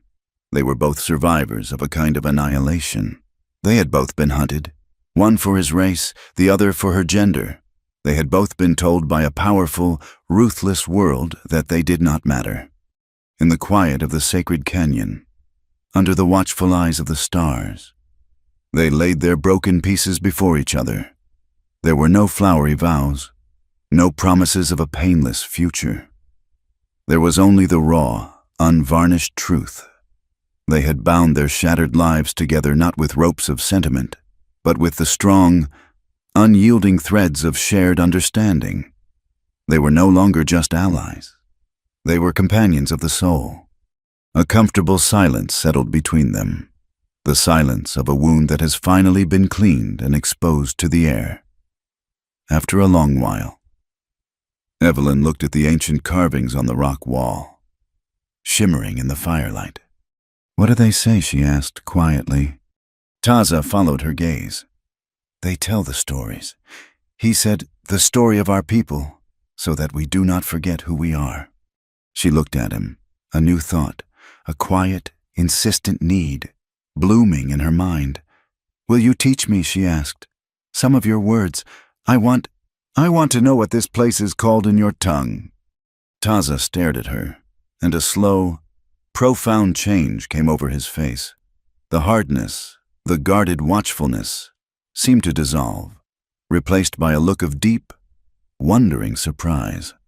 Her request was a bridge across the last chasm that separated them. It was a gesture of respect so fundamental, so pure, that it touched him in a place he thought had long since turned to stone. He nodded slowly. "The word for stone," he said, his voice soft, "is tsi." He touched the ground. "The word for earth is ni." He looked up at the star-filled sky, and the word for sky is ya. She repeated the words, her English accent shaping the unfamiliar sounds. "Tse, ni, ya." He taught her the word for fire, ko, and for water, to. Each word was a gift, a small, precious piece of his world that he was placing in her hands. As she listened, as she tried to form the sounds on her own tongue, the last of the boundaries between them melted away. They were no longer the Apache and the English woman, the savage and the lady. They were just Taza and Evelyn, two people by a fire, sharing a language under the silent, listening sky, in the heart of the canyon, surrounded by the stories of those who had come before. They were beginning to write their own. The days in the sacred canyon passed like a slow, clear river. The world outside, with its bounty hunters and venomous headlines, seemed to fade into a distant, half-forgotten dream. Here, in the shelter of the ancient red rocks, a new reality took root, one measured in the steady rhythm of their shared existence. The language lessons continued, becoming the quiet center of their evenings. Evelyn's tongue, once accustomed to the soft, rounded vowels of England, stumbled and then grew more confident with the hard, beautiful sounds of the Apache words. Each new word Taza taught her the name for a specific bird. The word for the color of the rock at sunset felt like another thread weaving their separate lives together. She learned that his people did not have a word for ordering a person, for possessing a soul as one would own cattle or land. The concept was alien, a sickness of the white man's world. This knowledge was a quiet balm on the wound the newspaper had inflicted. In his language, in his world, she could not be what Roar had tried to make her. One night, the wind returned, not with the violent fury of the sandstorm that had first thrown them together, but with a high, mournful cry that swept down from the snow-capped peaks far to the north. It was a wind that carried the first real bite of winter, a cold that seeped through their blankets, and made the small fire in the cave seem a fragile, precious thing. They huddled close to the flames, wrapped in their separate blankets, the silence between them comfortable and deep. Evelyn was mending a tear in Taza's sleeve, her fingers, now calloused and nimble, working the bone needle with a practiced ease. The flickering light cast his face in dramatic relief, the high cheekbones and strong jawline carved from living stone, the scar a pale river against his skin. She found herself watching the play of light in his dark, thoughtful eyes. He had been watching her, too. He saw the way the firelight caught the stray strands of her auburn hair that was no longer perfectly coiffed but wild and free, perpetually dusted with the fine red sand of the canyon. He saw the quiet competence in her hands, the strength in the set of her shoulders. This was not the frightened, defiant woman who had stumbled into his camp. This was a woman who had been remade by the desert, who had met its harshness and found an answering strength within herself. The wind howled at the mouth of the cave, a lonely, searching sound. Evelyn shivered, pulling her thin blanket tighter, without a word. Taza rose and retrieved a heavy, soft buffalo hide from a recess in the rock. It was beautifully tanned and smelled of wood smoke and sage. He unfolded it and draped it not just over her shoulders, but over them both, creating a shared shelter against the encroaching cold. The warmth of his body beside her was immediate and profound. It was a simple, practical act, a sharing of resources against the elements, but it felt like much more. The space between them, once a chasm of suspicion and cultural difference, had shrunk to nothing. Under the single and heavy robe, they were simply two people, breathing the same smoky air, listening to the same wind. His hand, calloused from the bow and the knife, came up, and his fingers brushed a stray lock of hair from her cheek. His touch was incredibly gentle, a stark contrast to the rough texture of his skin. He tucked the strand behind her ear, his fingers lingering for a moment against her temple. He looked at her, his dark eyes serious, holding a depth of emotion he rarely allowed to surface. When he spoke, his voice was a low murmur, barely audible above the wind, a sound meant only for her. They said, he paused, searching for the English words, the hateful words that had branded them both. They said, the Apache ordered a graceful bride. The phrase, spoken in his voice, lost its venom. It was no longer a public accusation, but a private, shared memory of a hurt they had endured together. He looked away from her then, his gaze turning inward, toward the landscape of his own soul. But I did not order you, Evelyn, he said, his voice quiet but intense. The desert brought you to me. The storm gave you to this place. He turned back to her, and his eyes held a raw vulnerability that made her heart ache. And you? He struggled for a moment, the confession a difficult thing for a man who had lived his life behind a wall of stoic silence. You awakened the part of me that was dead, the part that burned to ash with my village. His words were a revelation. He was not just offering comfort. He was offering her the most profound truth of his own wounded heart. He was telling her that she was not a burden, not a complication, but a source of life. She had, without knowing it, walked into the ruins of his soul and planted a single, stubborn flower. Tears welled in her eyes, hot and sudden. They were not tears of sorrow or fear, but of a deep, overwhelming gratitude.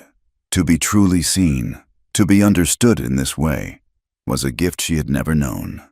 She had spent her life being defined by others. As a daughter, a prize, a scandal. Taza saw only her. She reached up and placed her hand against his cheek, her palm resting against the faint, raised line of his scar. He did not flinch. He closed his eyes for a moment, leaning into her touch as if it were an anchor in a storm-tossed sea. There were no more words to be said. Their shared pasts, their separate pains, their quiet alliance forged in hardship, it all culminated in this single, silent moment of understanding. She leaned forward, and he met her halfway. They rested their foreheads together, a gesture of profound and trusting intimacy. His skin was warm, and she could feel the slow, steady beat of his pulse at his temple. They breathed in unison, their breath mingling, tasting of wood smoke and the faint, clean scent of the coming rain. He took her hand, his fingers lacing through hers. His hand was strong and sure, a hand that knew how to make fire and track game, how to fight and how to heal. In its grasp, she felt not captured, but safe, utterly and completely safe. They stayed that way for a long time, two solitary souls finding a shared home in the simple, profound connection of touch. The wind could rage, the world outside could hunt them with its lies and its bullets, but in this small, sacred space, under the shelter of the single buffalo hide, they were untouchable.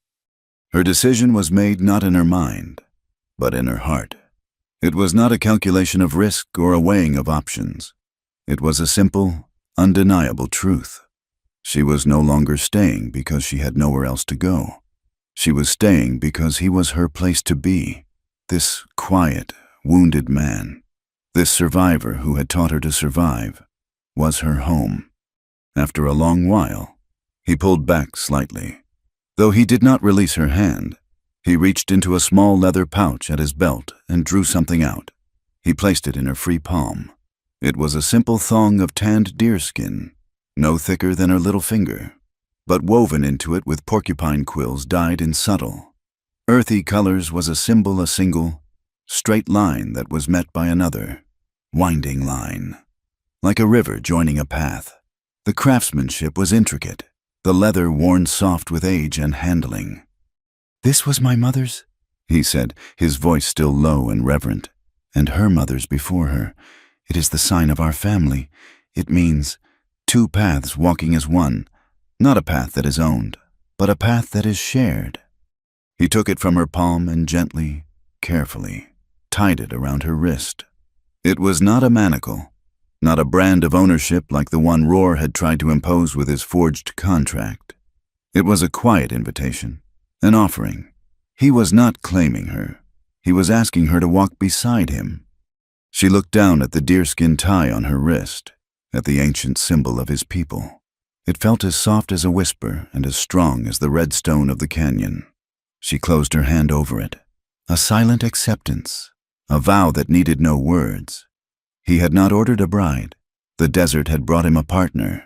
And in the heart of the great, lonely wilderness, their two paths had finally become one.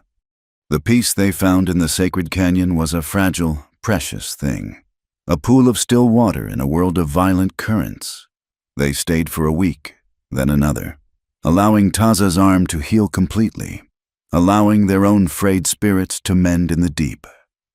Resonant silence. They had managed to acquire a hardy Mustang from a quiet Jiao Yi at a remote trading post, a necessary risk that granted them mobility. The horse, which Evelyn named Dust Devil, became a third, silent partner in their small company. In the shelter of the canyon, the future felt like a possibility again, a path they might walk together. But the hawk, when it appeared, was a stark reminder that their path was not yet their own to choose. Taza saw it first. He had been teaching Evelyn how to read the subtle shifts in the wind when his body went rigid. His gaze fixed on a single, dark speck circling high in the brilliant blue sky. It was a red-tailed hawk, a common sight, but this one was not hunting. It was not riding the thermals in lazy, drifting circles. It was following a deliberate, invisible line across the desert floor miles to the south. Its flight path too purposeful, too straight. "It is a scout," Taza said, his voice a low growl of disappointment and renewed tension. "It follows riders. They are too far away for us to see, but the hawk sees them, and it tells me they are moving with the patience of men who are tracking, not just traveling." The peace shattered. The canyon, once a sanctuary, now felt like the jaws of a trap. Roar's persistence was a malevolent force of nature, as relentless as the sun. They had to move. The decision was made without discussion, a grim, unspoken consensus. Evelyn packed their meager supplies, the remaining salt and ammunition from Tombstone, dried meat, and 2 full water skins with a swift, practiced efficiency. She was no longer a stranger to sudden flight. "The trails will be watched," Taza said as he saddled Dust Devil. "We cannot go west into the mountains or east toward the river. We must go north, across the playa." Evelyn knew what he meant. The playa was a great, dry lake bed, a pan of cracked, white earth that stretched for miles, as flat and featureless as a sheet of bone. It offered the most direct route, but it was a desperate gamble. On the playa, there was no cover, no water, no shade. They would be completely exposed. Tiny figures crawling across a vast, white canvas, visible for miles. It was a race against being seen. They left the sacred canyon at dusk, its red walls glowing like embers in the fading light. It felt like leaving the only real home she had ever known. They rode through the night, the horses' hooves making soft, muffled sounds in the sand. When the sun rose, they were on the edge of the great white plain. It was even more vast and intimidating than she had imagined, a landscape of bleached emptiness that seemed to swallow the light. The heat was a physical blow. The sun beat down from above and reflected up from the baked white earth, creating a disorienting, shimmering glare. Heat mirages danced on the horizon, creating illusions of water that mocked their thirst. They dismounted and walked, leading the horse to conserve its strength. The air was dead still and tasted of dust and salt. Hours passed. The sun climbed to its zenith, a white-hot eye in a merciless sky. The change came subtly at first. A faint breeze stirred the dead air, a whisper that offered no relief from the heat. The sky to the west, which had been a flawless, pale blue, now had a dirty, yellowish haze gathering on the horizon. Taza stopped, his head lifted, sniffing the air like an animal. "Another one," he said, his voice grim. "A big one." Evelyn felt a knot of cold fear tighten in her stomach. The memory of the first sandstorm was still a vivid terror. To be caught in one out here, on this featureless plain, was a death sentence. "We must get to the rocks on the other side," he said, pointing to a faint, dark line on the northern horizon. "It is our only chance for shelter." They began to move faster, their desperate race no longer against Roar's eyes, but against the gathering fury of the sky. The wind picked up, no longer a whisper but a rising moan. It began to lift the fine white alkali dust from the playa, creating a low, horizontal fog that stung their eyes and coated their throats. The yellow haze in the west grew into a monstrous, churning wall of brown, a solid cliff of sand and grit that was advancing on them with terrifying speed. The horse, sensing the storm, became agitated. It pulled at the reins, its eyes rolling, its whinnies lost in the rising shriek of the wind. The sun was blotted out. The world dissolved into a maelstrom of roaring wind and blinding, scouring sand. The storm hit them with the force of a locomotive, a solid impact that nearly knocked them off their feet. In the chaos, the horse reared, its panic absolute. The lead rope was ripped from Taza's hand. For a moment, the animal was a terrified silhouette in the swirling gloom. And then it was gone, swallowed by the storm, their waterskins, their food, their mobility all gone with it. "Taza!" Evelyn screamed, her voice a thin thread against the roar of the wind. He grabbed her, his arm a steel band around her waist, pulling her close. "To the rocks!" he shouted directly into her ear. "It is all that matters now." They linked arms and stumbled forward, blind in the brownout. The wind was a physical weight and trying to push them down, to bury them.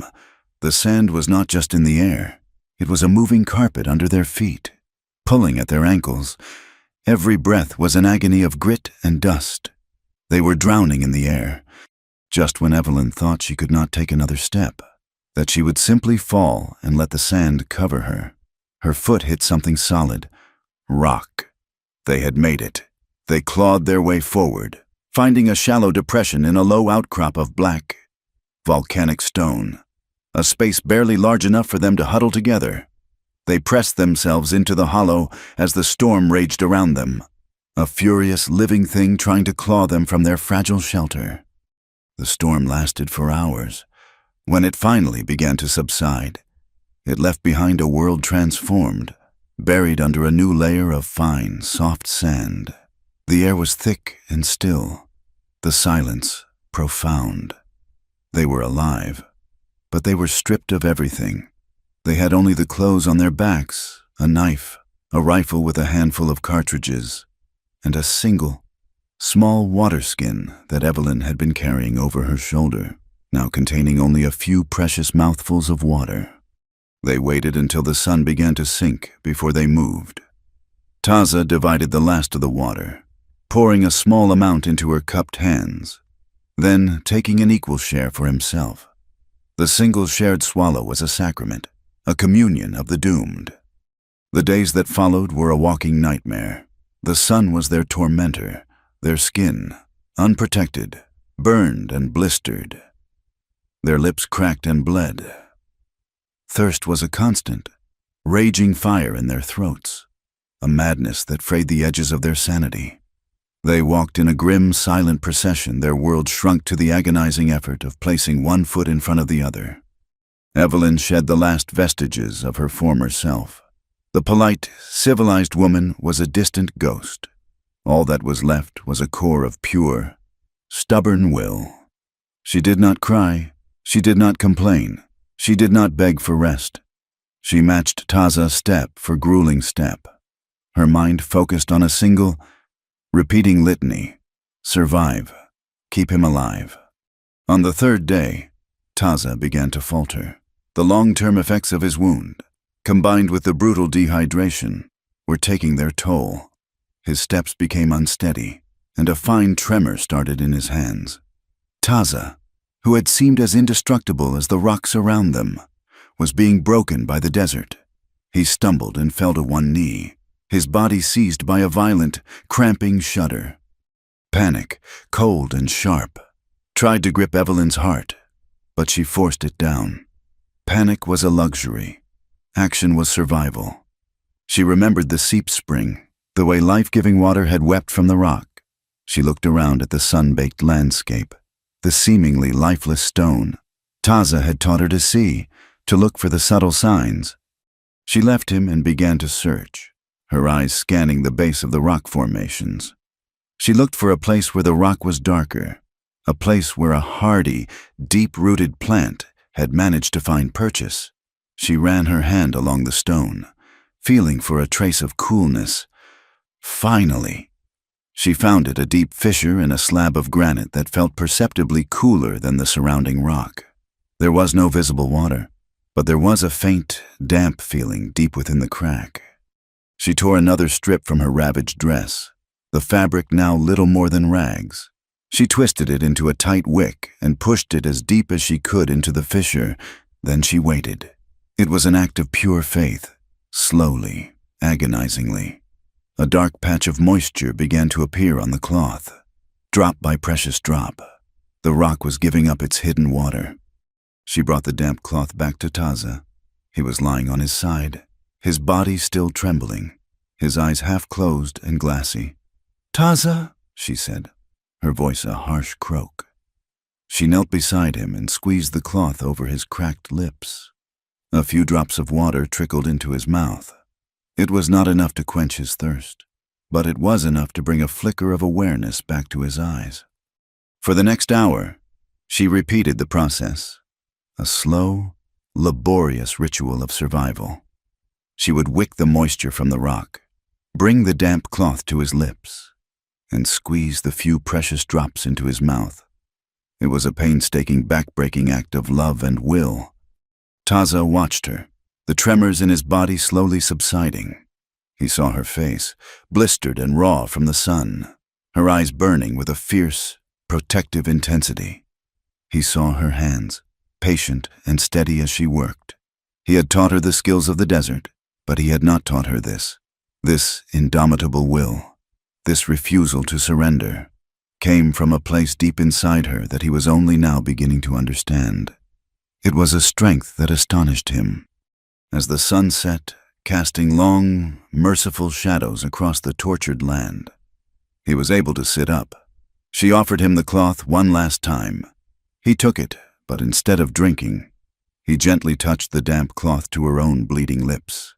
It was an acknowledgement, a transfer of command. She had saved him. He looked at her, his dark eyes filled with a new kind of reverence, an awe that went beyond respect or affection. He had seen her as a survivor. He had seen her as a partner.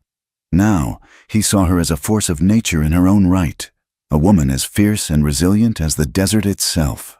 They were broken, battered, and on the edge of death, but they were together, and as they prepared to face another day, he knew, with a certainty that settled deep in his bones, that as long as she was breathing, they would not be defeated. The agonizing journey from the playa had forged them into something new, something harder and more resilient than either of them had been before. Their shared ordeal was a crucible that had burned away everything but the essential core of their bond, leaning on each other. They had limped away from the edge of death and found their way into the foothills, a broken landscape of ravines and scrubland that promised, if not comfort, then at least the possibility of water and shadow. They found it at the mouth of a deep, narrow canyon, a trickle of clear water seeping from a rock face to form a small, life-giving pool. Relief, so potent it was almost painful, washed over Evelyn. They were weak, their bodies screaming with the protest of overtaxed muscles and sun-scorched skin. But they were alive. As Taza knelt to drink, she stood watch, the rifle he had given her feeling like a natural extension of her arm. This was their new reality, one would rest while the other guarded. The sound came without warning, a sound that did not belong in the natural world, the sharp clatter of a horseshoe on stone. It was followed by another, and another. Evelyn's heart seized. She saw Taza freeze, his head lifting, his entire body becoming a single, focused instrument of attention. He rose slowly, his eyes meeting hers across the small pool. There was no fear in his gaze, only a grim, weary finality. The hunt was over. The stand would be made here. They appeared at the mouth of the canyon, blocking the only entrance, their figures dark silhouettes against the harsh afternoon sun. Captain Rohr sat his horse in the center, flanked by the handful of men who remained with him. They looked as worn and trail-weary as their quarry, but their eyes held the vicious glint of predators who had finally cornered their prey. There was no time for words, no room for retreat. Taza moved with a speed that belied his exhaustion. He pushed Evelyn back, toward a jumble of massive boulders that offered some cover. The rocks above them, he said, his voice low and urgent, his words a plan, not a plea. He pressed one of the captured rifles into her hands, its metal hot from the sun. Do not aim for the men, aim for the rocks. Keep them looking up. When I move, you move to the other side. Do you understand? She nodded, her throat too dry to speak. He was not telling her to hide. He was making her his partner in this final, desperate battle.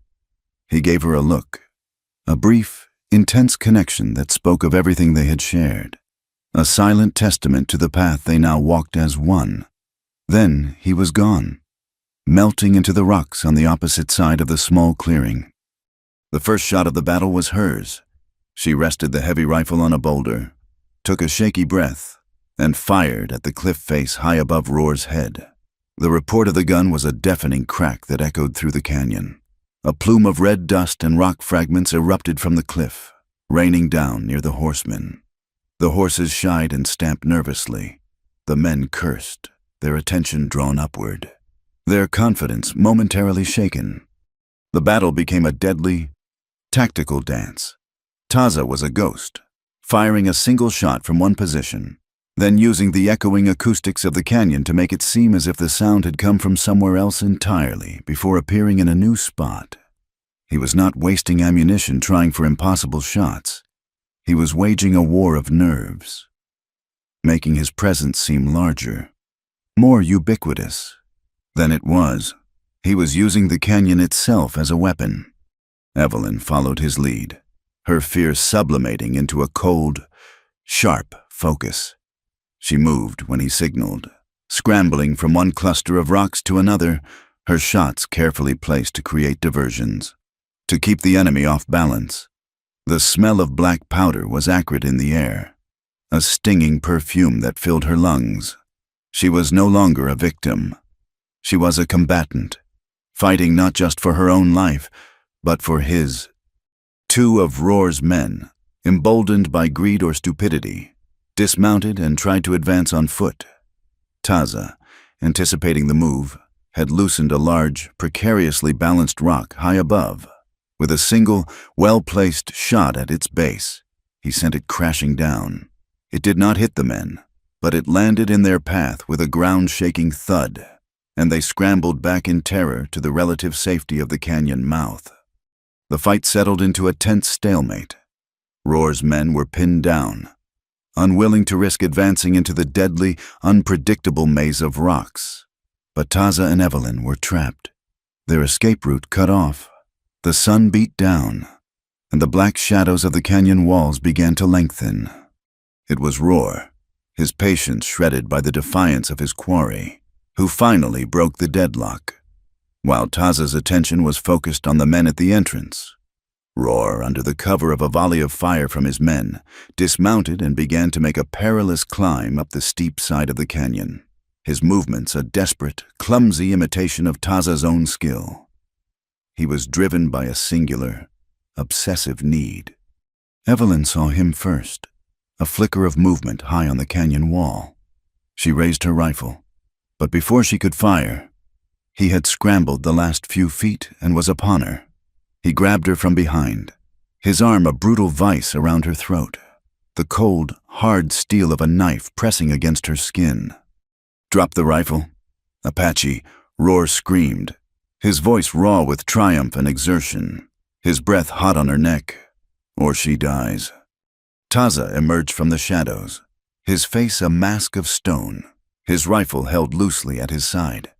He saw the knife at Evelyn's throat, the manic, possessive glare in Roar's eyes. "It is over," Roar snarled, his face twisted into a grotesque smile. He tightened his grip on Evelyn, dragging her toward the edge of a high, flat ledge.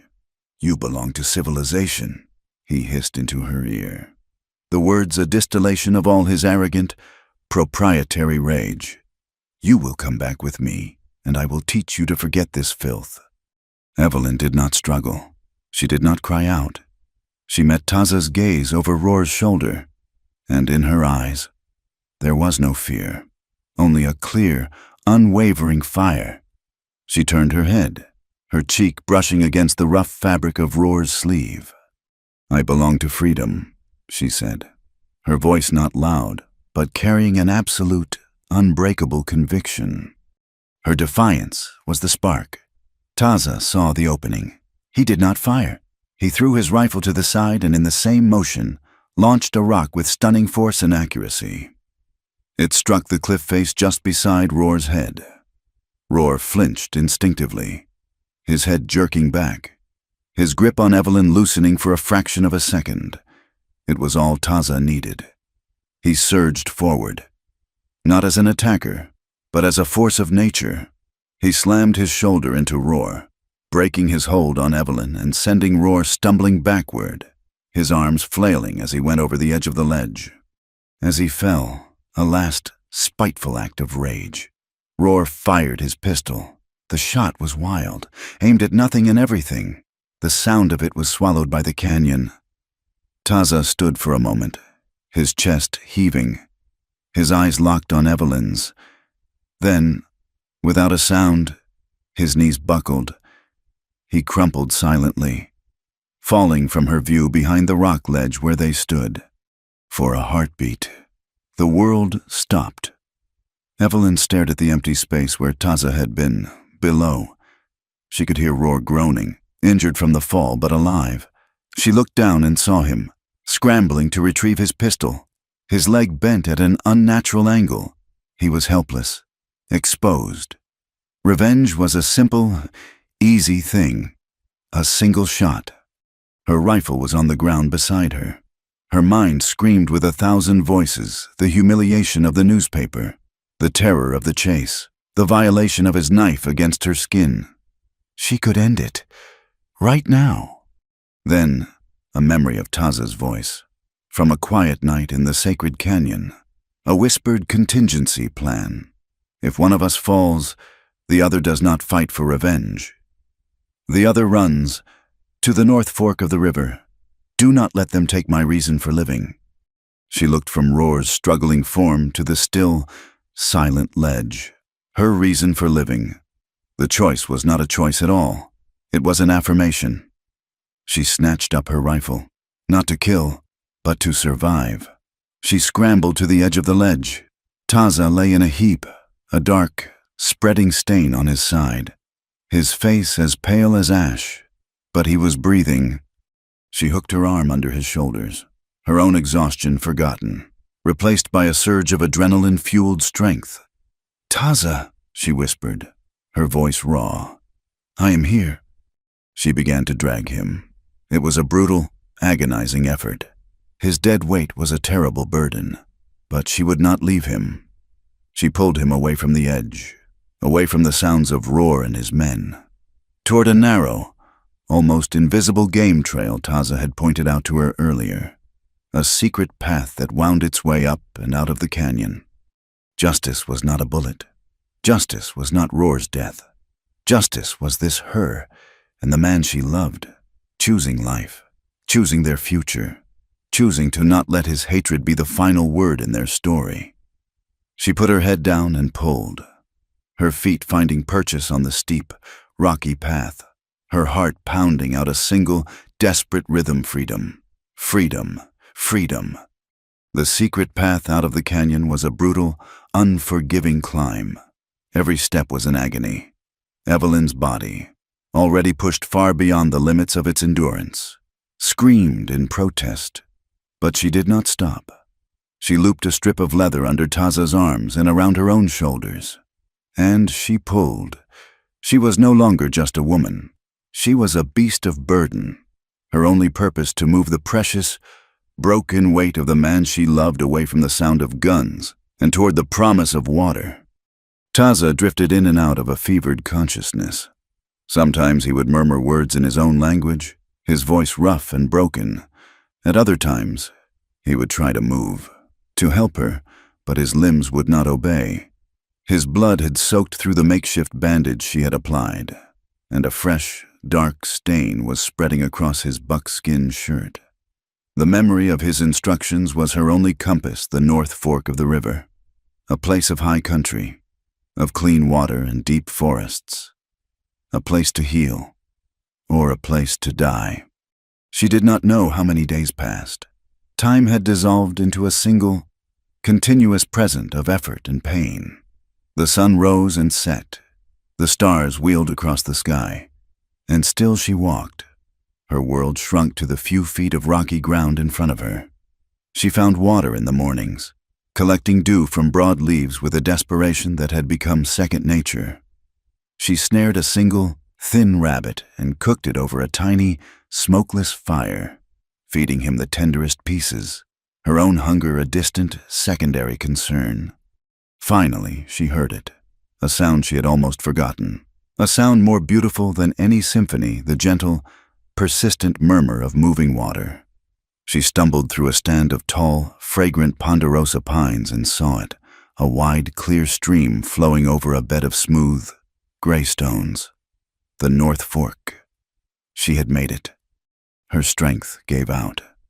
She carefully lowered Taza to the ground in the soft pine needles at the river's edge, then collapsed beside him, her body trembling with an exhaustion so profound it felt like death itself. Taza did not move. His face was a waxy, unnatural pale beneath his skin, his breathing shallow, a faint, fluttering whisper. She touched his cheek. It was cold. A sob, raw and ragged, tore itself from her throat. After everything: the storm, the desert, the bullets, The lies was this to be the end, to have come so far, to have fought so hard, only to lose him here, in this place of peace. She lay her head on his still chest, and she wept. She cried for the life they had almost had, for the home they had not yet built.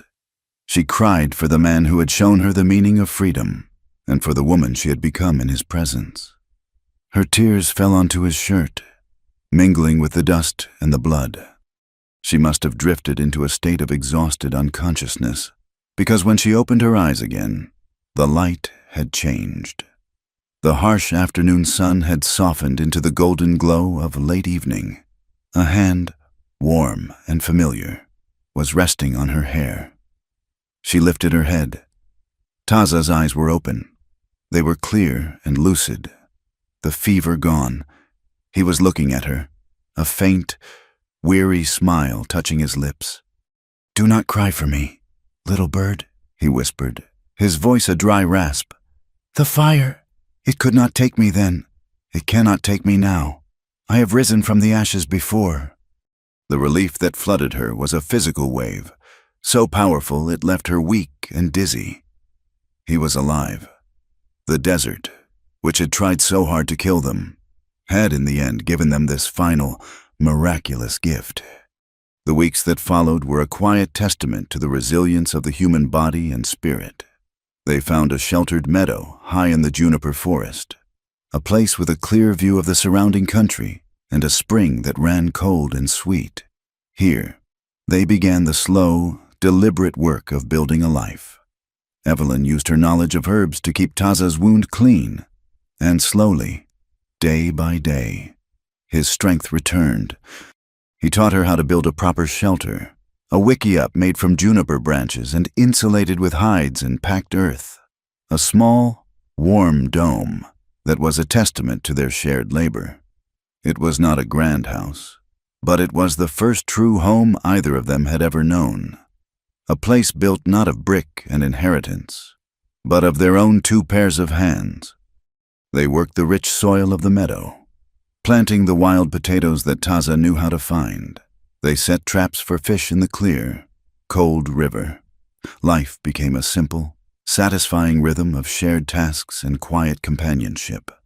The ghosts of their pasts, of a sterile English drawing room, of a burning Apache village, began to recede, replaced by the solid, reassuring reality of a sprouting garden and a warm fire at night. One afternoon, a visitor arrived. He was a lone trapper, a grizzled old man with eyes the color of the faded sky, leading a mule laden with furs. He was the first person they had seen since the canyon, and Evelyn felt a flicker of the old fear. But the man was quiet and respectful, and he shared their fire and their food without asking questions they could not answer. He brought news from the world below. He spoke of the talk in the towns, of a disgraced captain named Roar. The man had returned to Tombstone, not as a hero, but as a failure. His fabricated story about the mail-order bride had begun to unravel. The woman at the boarding house, it was said, had spoken quietly of the hunted look in their eyes. The men Roar had hired, paid only a fraction of what they were promised, had grumbled in the saloons about a pointless, bloody venture that had gained them nothing. Roar, his leg badly broken and his reputation in tatters, had been quietly dismissed from his post. He was a remote danger now, a bitter, broken man with no power and no credibility. The trapper also spoke of a new story that was beginning to be whispered, a story of an English lady and a reclusive Apache warrior who had stood together against a tyrant. Some, he said, were even admitting they had been wrong to believe the lurid tales in the paper. The truth, it seemed, was a slow, stubborn plant, but it was beginning to push its way through the hard, poisoned ground of Roar's lies. After the trapper left, a new kind of peace settled over them, the peace of a battle truly won. The threat had not just been defeated, it had been discredited. That night, as they sat by their fire, the scent of pine and wood smoke sweet in the cool mountain air, Taza took a piece of smooth, pale cottonwood. With the tip of his knife, he began to carve. Evelyn watched as a familiar symbol took shape under his skilled hands, a straight path being met by a winding river. Two paths walking as one. But he did not stop there. He continued to carve, his movements sure and deliberate. He added a circle around the two joined paths. And from the circle, he etched the shape of a sheltering roof and the lines of a tended garden. He held it out to her. It was no longer just about two paths meeting. It was about what they had built together. A home, a life, a future. She took the carving, its surface still warm from his hands. She looked from the symbol of their new life to the man who sat before her, his face calm and strong in the firelight. The deerskin tie he had given her was a soft, familiar presence on her wrist. "We are no one's merchandise," she said, her voice quiet, but filled with a strength that was as deep and solid as the mountains around them. He nodded, a slow, deep understanding passing between them. They were not hiding. They were living. They were free. And they would remain here, in the home they had built with their own hands, for as long as they chose, ready to step back into the world and speak their own story, not as victims, but as survivors. If and when the time was right, their justice was not in the fall of their enemy, but in the quiet, profound dignity of their own shared life. Thank you for listening to our story. Please let us know in the comments where you are tuning in from so we can all connect, and remember to subscribe to Wild West Tales, like this video, and press the hype button to help it reach more ears.